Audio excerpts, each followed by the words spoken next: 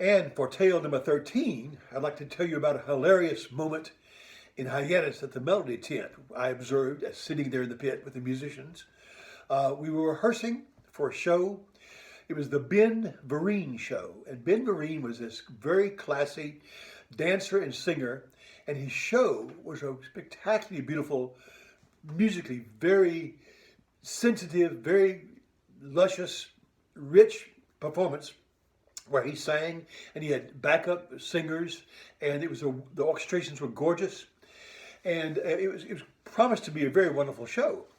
Well, there was a kid in the orchestra hired by the contractor who was back then was Dave Brayton, and Dave hired this kid because the kid had told him, he was a clarinet player, that he played oboe.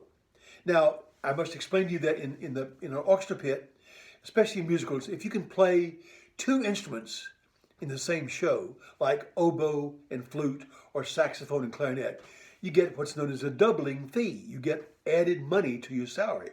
Most of the time it's like a 25%. I think sometimes it might have been as much as 50% more for playing. You might only play 10 notes on that instrument, but you'd get that extra fee.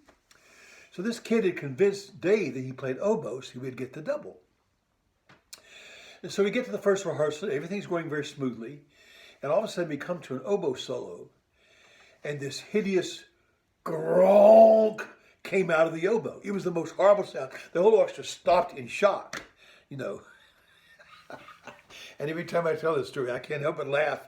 The conductor stops and says, and goes to the ersatz oboe player and says, "Doesn't your part say dolce there?"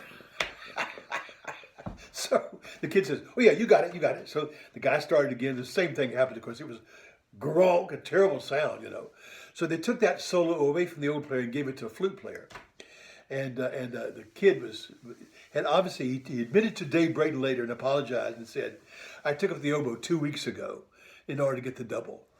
And if you know anything about oboe, besides bassoon, it may be the most difficult instrument to master, to play beautifully. And it takes years, you know. So anyway, Dave forgave him and we finished the show. But I'll never forget that sound and that conductor's comment. "Doesn't that say dolce?"